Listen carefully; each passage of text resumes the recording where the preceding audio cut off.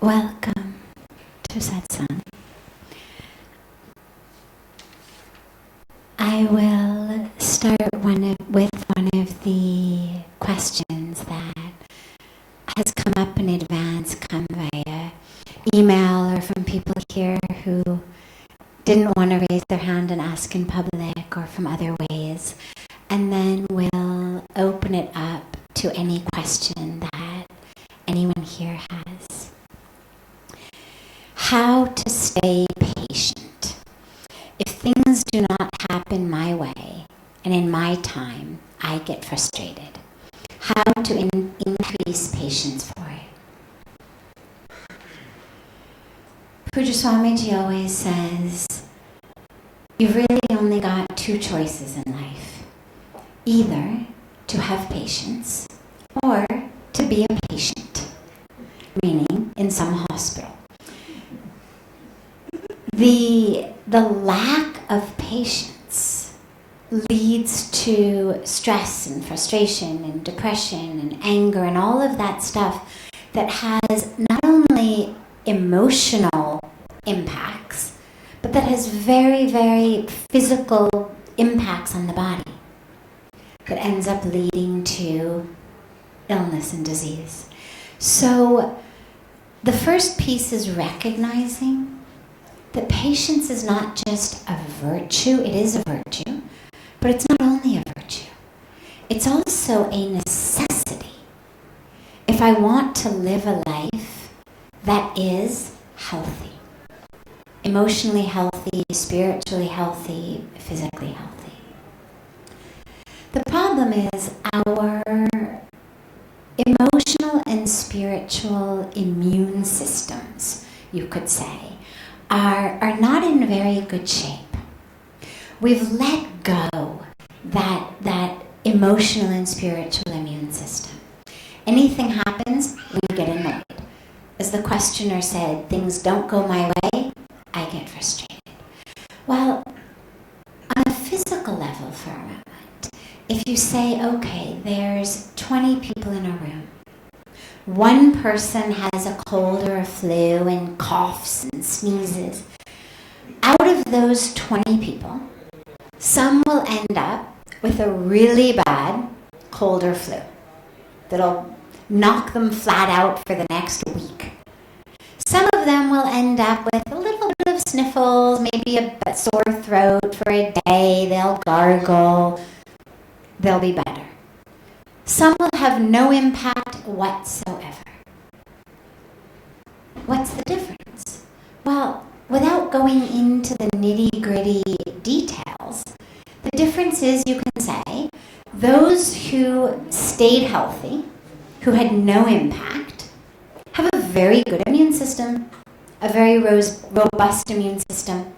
Those who got the sickest, who were rendered flat on their backs, do not have such a robust immune system. Nothing good or bad. I mean, it's nice to have a good immune system, but it's not a matter of good person, bad person. An immune system is, on many levels, a physical attribute. But on an emotional and spiritual level, we also have an immune system. Similar type of situation. But instead of somebody sneezing and coughing, it's somebody doing something that we deem really annoying, or somebody doing something that is not what we want, or somebody not doing something that we really did want them to do. A person, a group of people, the universe, the weather, whatever it is. And we end up, if our internal immune system is in really bad shape, we end up metaphorically flat on our backs, super upset, super frustrated, super anxious, super depressed. If our emotional, spiritual immune system is kind of, we end up slightly frustrated, slightly knocked off track temporarily, but we're able to get back on track quickly. If we've got a really strong emotional, spiritual immune system, doesn't matter how annoying that person may be. doesn't matter how much that person might be doing something that we hate or not doing something we really want them to do. It's not gonna impact me in that way. In the same way that if my physical immunity is really good, you could cough and sneeze all you want in my face and it's not gonna make me sick. So the question becomes for us then, how to increase that immunity. Because there's only two options. Either you try to avoid every situation that disturbs you, physically or emotionally, which renders your life kind of difficult. You end up having to really assess, oh, I can't go there, I can't be with this person, I can't do this, I can't do that, because the risk of getting upset is too much. That's the, oh, I can't talk to that person because they really disturb my peace. I can't do that because that really makes me tense. I can't see these people. No, I can't do that, Seva. No, I can't do that for you because that really disturbs my peace. I can only do this, that. I can only see these people. I can only go there. That's the not very mazboot, not very robust inner immune system. On a personal level, on a physical level, I don't have a fantastic physical immune system. By God's grace, it's decent. But I used to get colds and flus a lot. People would sneeze, they'd cough. Well, one of the aspects of my life is I travel a lot. And the place that many people, myself included, would always get sick was on the airplanes. So now the question becomes, do you not travel? Do you not do what you need to do in the world because, oh my God, I'm going to get sick on the airplane? Well, no. I realized, all right, physical immunity not so robust. 12-hour overnight flight on an airplane where they crank up the AC way too high, lots of sneezing people, lots of coughing people, what to do? Well, I learned to start taking a lot of vitamin C the few days before I got on an airplane. Simple thing. Make your immune system a little bit more robust. Okay. In the same way, when we're talking about our emotional, our spiritual immune systems, so that we don't get frustrated, upset, depressed, annoyed, thrown off track, metaphorically flat on our back, but emotionally rather than physically. When you know that you're going to be with a person in a situation that's difficult, don't try to box yourself in. A spiritual life is one that frees us. Spirituality brings freedom to our life. It's not about boxing yourself up. It's not about, I can only be with these people, I can only do that, I can only go here. A spiritual life should make you freer. So our spiritual practice is that which makes our inner immune system robust. My meditation, my prayers, my yoga, my practice of gratitude. Practice of gratitude is like the strongest vitamin C you can take for your internal immune system. Because you cannot simultaneously be really annoyed and really grateful at the same time. So, if you implement a practice of gratitude in your life, as in advance, an immunization, inoculation, not only when you're already annoyed. Yeah, the vitamin C helps a little bit if you're already sick, but it works much better if you take it in advance. All of the natural remedies they have for colds and flus always say, take it the very first sign. In advance. Once you're super sick, once you're full of mucus and you've got a big virus or bacterial infection ravaging your body, well, it's going to take you a week. lie in bed, drink hot soup, sleep. The medicine works when you do it in advance, when you catch it at the very, very first sign. Same spiritually and emotionally. Implement these practices in advance. Practice gratitude every day. How much there is to be thankful for. I woke up this morning. Think about how many people didn't wake up this morning. How many people went to bed last night and didn't wake up this morning? You go to take a shower. How many people in the world do not have water coming out of a tap? How many people have to walk kilometers to get a bucket of water, out of which they have to drink, cook, bathe? The fact that you simply can take a shower, that you can simply walk into the bathroom and turn on a tap and have water come out, this puts you in the top, like, tiny % of people in the world. That you've got a kitchen to walk into where you have to decide what to eat for breakfast. Again, top, tiny % in the world. Your legs work. Your eyes work. Your hands work.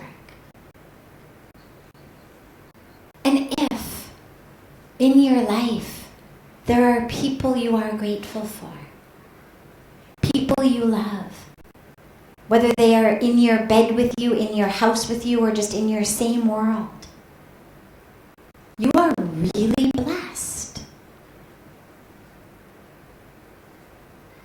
So gratitude is not about, I finally got the promotion to vice president. You know, we've got gratitude backwards. People tend to think, first, let these good things happen to me, then I'll be grateful. I'm in a rut right now, everything's going wrong, therefore I have nothing to be grateful for. When things start going well, then I will have something to be grateful for. Then I will practice gratitude. But actually that is the exact opposite. The way that gratitude works is not, first wonderful things happen, I feel very happy, then I'm grateful. But actually, first I'm grateful. And then miraculously, I'm happy. Happiness is the result of gratitude, not the prerequisite. And so when we practice gratitude, you can think of it as an inoculation against impatience, frustration, depression. And if you can't think of things to be grateful for, you're not thinking. Doesn't matter what situation you're in. Doesn't matter how bad you think things are. We all have way more to be grateful for than we can even list. And if your paper on both sides doesn't run out really quickly, it means you're not applying yourself. It means you're not being creative, you're not thinking. So that's a fantastic inoculation. It's literally the vitamin C, the ashwagandha, depending on which herbal world you come from, of emotional and spiritual health. So practice that, and patience will come. Because then I no longer need the world to act in a certain way for me to feel okay. They do it, great. They don't do it, great. Great, why? Because now I have an opportunity to practice patience. See, our thinking is very shallow. We think, great day, great situation when what I want happened. But if we go a little bit deeper and we realize that we're not here to get what we want to happen, We're not here to be the ones who are the richest or the highest or the most famous or the most popular or the most beautiful. We're here to be the ones who are the most awake. Not in a competitive sort of way, but we're here to wake up. And so people did what I want. Great. Easy. Gives me more time to meditate. People didn't do what I want. Great. Gave me an opportunity to wake up in this moment. An opportunity to practice patience. An opportunity to make my inner immune system more robust. And that's what we need to do. The minute you feel that little, scratch in the throat, or the minute that your nose starts to get a little bit stuffy, what do? Well, depending on what school of medicine you like, you start doing things, whether you start taking allopathic things or, whether you start doing your gel neti and your gargling and your ashwagandha and your vitamin C or your homeopathy or whatever it is, I want to nip this thing in the bud. I don't want to spend a week on my back in bed with a flu.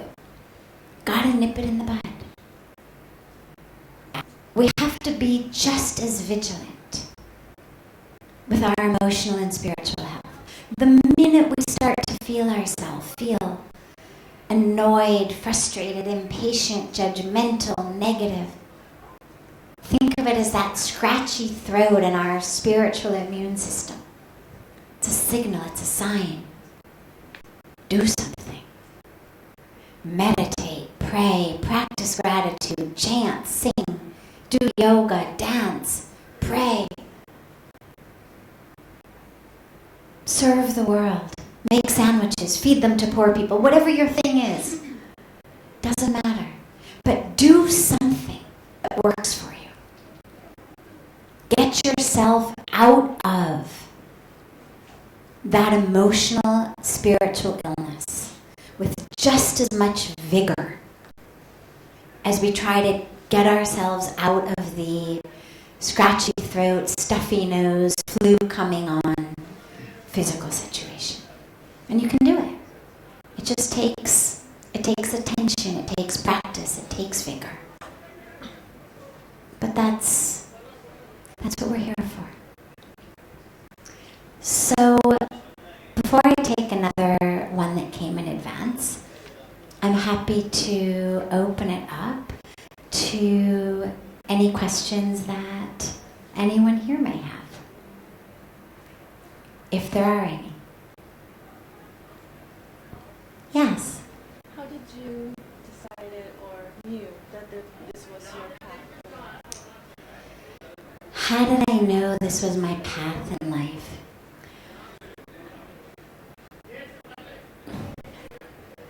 It's an easy and it's a hard question both. The question implies that there was a rational awareness, that there was a rational moment of me knowing, this is the right thing. It actually wasn't that. My heart was so pulled by being here, by this world. My brain came in only later. So yeah, I'll give you the brain part. I'll tell you that rational part because it also exists. But it wasn't actually my brain or my rational mind that made the decision. It caught up much later.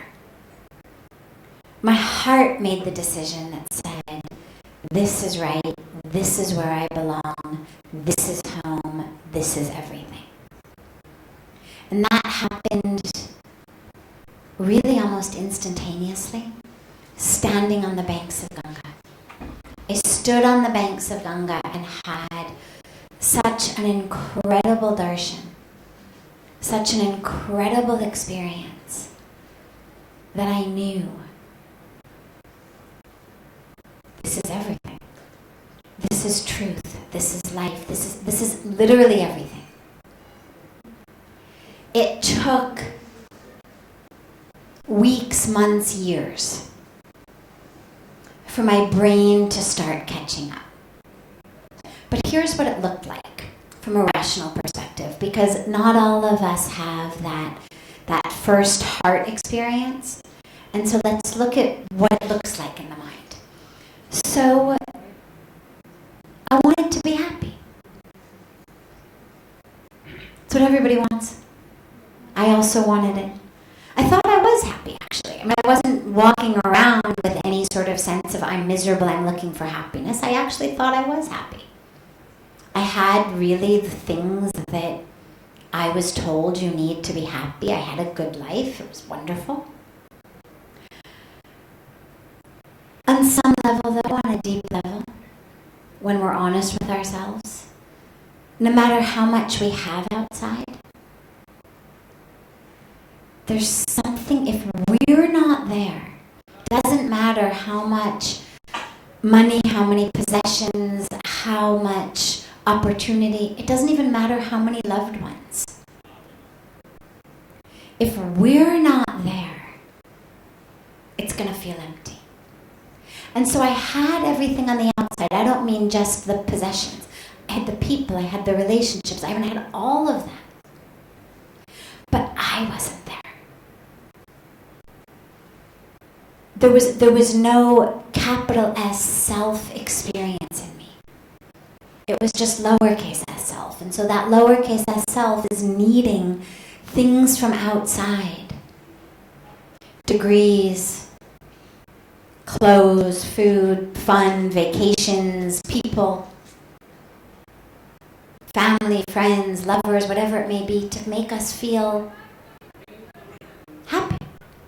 But at the end of the day, if you're not there, that experience of happiness isn't there. There is no amount of people or possessions or places that you can acquire that will give you that inner happiness.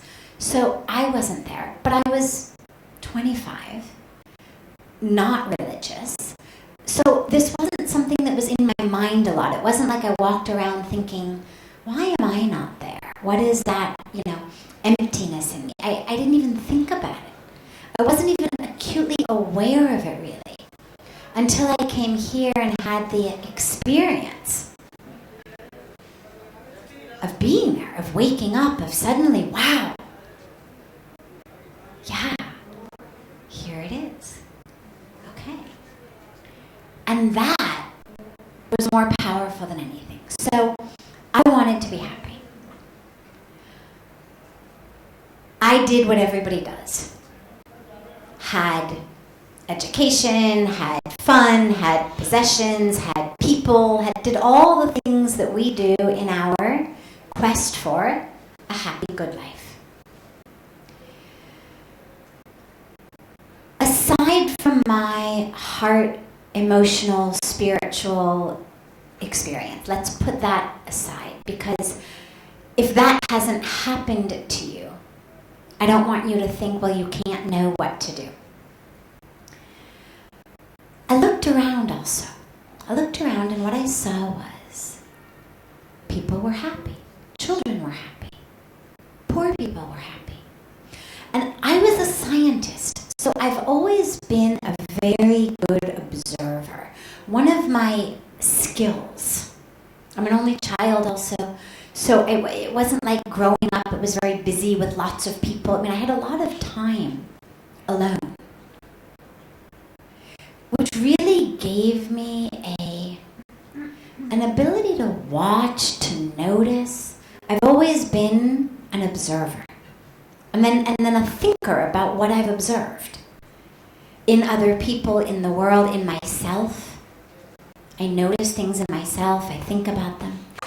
And I looked around, and what I noticed were the people I saw were happy. Now, they had nothing. They were super poor. These kids didn't have shoes.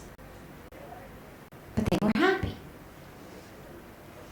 And then in my mind, I compared them to the people I knew in my life growing up, who had everything.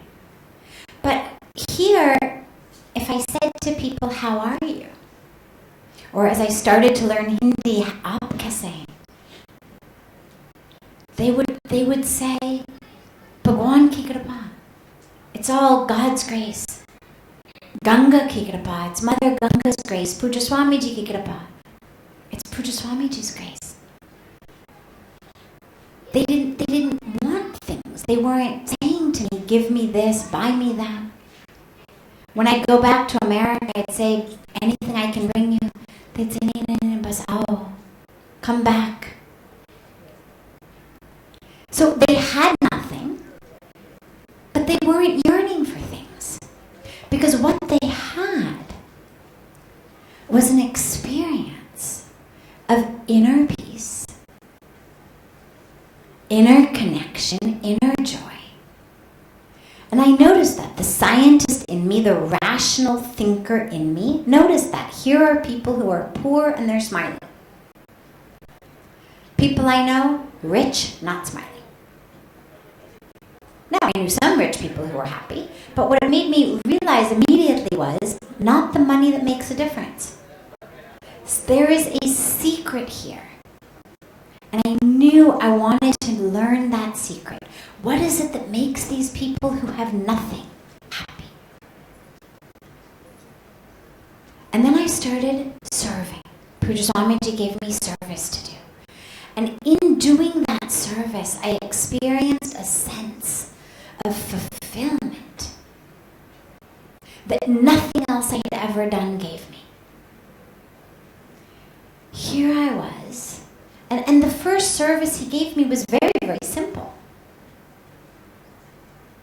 I was brand new. He didn't know how long I was going to stay. I was originally just here for a week. I didn't really have any skills or abilities when I was a student, a psychology student, but there wasn't really much need for a psychology student around here. In terms of useful skills I had, they weren't very many. But I could type. And so in the beginning, he gave me a lot of typing. Simple things, letters, his correspondence, data entry, that kind of thing. Now, I was a PhD student, studying, researching, writing on a computer. Here, I had a manual typewriter, literally, not even an electric one of those like pale blue, you would find them probably in a museum today. Pale blue, big keys, Most of you are going to have to, go do a Google image search to even have any idea what that might look like. Typing simple letters. Puja Swamiji got letters. A lot of them were in English. Needed somebody to respond. Simple things. I was ecstatic. It was so fulfilling. So it was not about what I was doing. And what it did was it changed my entire mental framework of it's not about what I do. In fact, I'll tell you a story. Puja Swamiji used to give darshan twice a day. And much less frequently than he does now. Twice a day you could meet him. And when he sits, you'll notice still to this day, he has a little bell next to him. And now it's cordless. Those days it was on a wire. And he would give darshan and I would go and sit. And he would and of course it was all in Hindi. I didn't understand anything, but I would just wanted to be there. He would ring his bell every once in a while. And a young boy would show up and stand at attention, and Puja Swamiji would tell him something in Hindi, and the young boy would scurry away, and he'd come back a few moments later with anything ranging from a Rudraksh bead to a visiting card with Puja Swamiji's phone numbers and things, to a room key, to a glass of water, to whatever it was Puja Swamiji had asked this boy to bring, that he was giving to the person who he was speaking to in his darshan. the boy would bring. And I sat there plotting and planning. How can I be that boy? Like, that was all I wanted. My highest goal in the world was, that is the job I want. How do I get that job? And I spent so much time in the beginning, I cannot even tell you, trying to convince Puja Swamiji that really I was worthy of that job. He'd have to speak in English because I didn't know Hindi yet, but his English is great, no problem. And I would learn Hindi. But I wanted to be the one who he rang the bell and I was going to show up. And he would laugh. He would say, you're getting a PhD. Like, you don't need to be the one who shows up when, I said, no, you don't. That's what I want to do. That is the most enviable job in the world. And I share this with you because my thinking mind was aware of this. My thinking mind was noticing this and aware. And what was acutely obvious to me was, I could see the paradox. I understood. Here I've gone from researching and writing reports on, selective serotonin reuptake and the impact on mood, to statistics. All of that stuff that you study in a psych PhD program, to coveting with all of the strength in my being the job of a guy who had a 5th grade education. And I would have given my arm for it. And I was aware of the paradox. And what it made me realize was, just so obviously and so acutely, how service, how being in the presence of a guru, how being in a divine environment, even if what you were doing was typing correspondence on a manual typewriter until you get chosen to be the one to, show up when the bell rings. Whatever I was doing was so much more exciting, so much more fulfilling. I was always a procrastinator. I was always a drag your feeder until the last minute. Reports due tomorrow morning. I'm going to start the evening before. But first I'll take a walk. But first I need a cup of coffee. Oh, out of organic beans? Okay, no, the other beans won't do. I've got to go to the store. I'll buy I would do whatever needed to be done to just keep kind of postponing sitting down and doing it. And here, I couldn't wait to rush to the office in the morning, finish everything. Does he have anything more for me to do? And what my mind knew was, there is something here that is way more fulfilling, even though it makes no logistic sense to anything I had ever learned. There was no teaching I could go back to in my life and say, oh, well, yeah, of course it's more fulfilling because blah, blah, blah, blah, blah. There was no blah, blah, blah, blah, blah in my experience.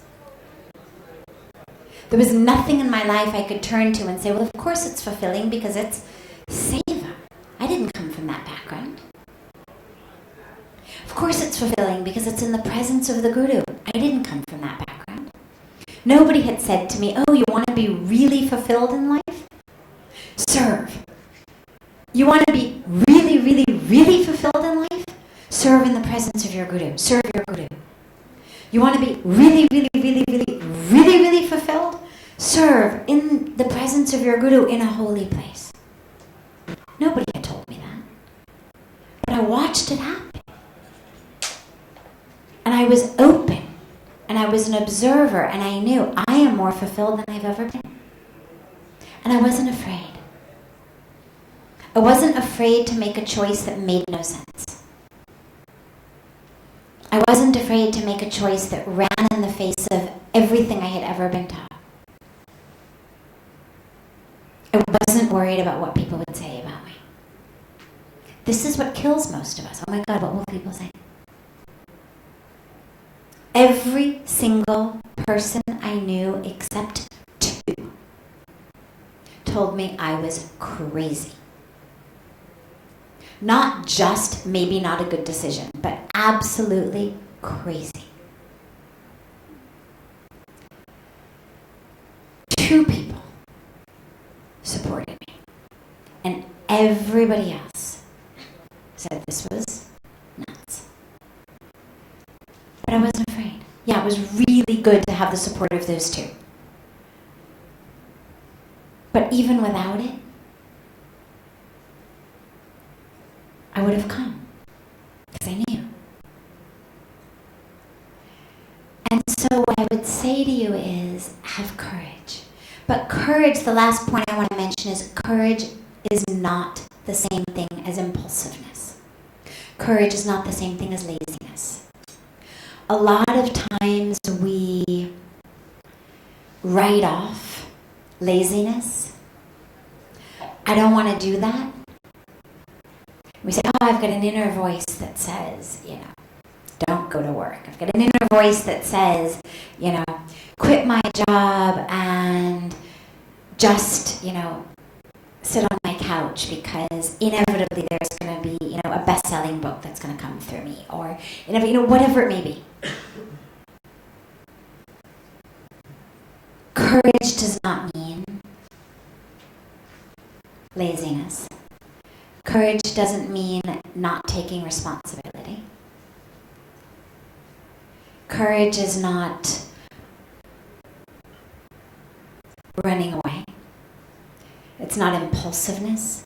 It's not, I have an instinct, an impulse immediately in a second to do something. I'm going to not think about it, not weigh the pros and cons, not worry. Just going to do it. That's not what I mean. This was not impulsive. This was a decision that even though my heart had made it in the first 30 seconds,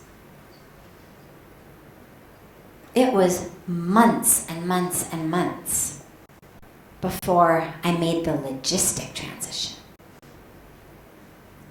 So have courage.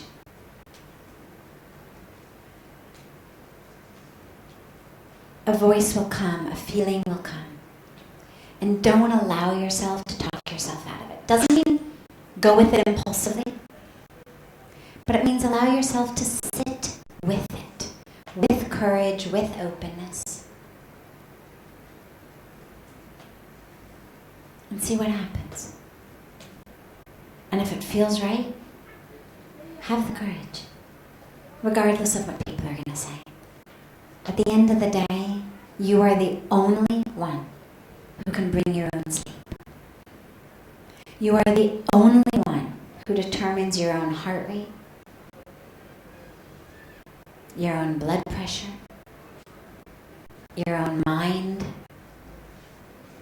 Other people are going to tell you what to do, and then at the end of the day, you are stuck with insomnia. You are stuck with a mind that won't stop. You are stuck with a heart that won't stop racing. People like to tell you what to do and then go their own way. Realize you're the one you're answering to. And have courage to make decisions that enable you to fall asleep at night. That enable you to get up in the day full of gratitude. Not gratitude for the fact that, I don't have to have a day job. Gratitude for the day job. Because I'm able to look at it in a new way. Whatever your thing may be. But it needs to be about what you say about it. Not allowing yourself to worry about what the neighbors are going to say. Yes. Wonderful. Have a wonderful rest of your evening. There will not be satsang tomorrow night, unfortunately. Just for one night, I have to go to Delhi for a function. I will be back day after tomorrow. So we have one night of no satsang, but I look forward to seeing you all day after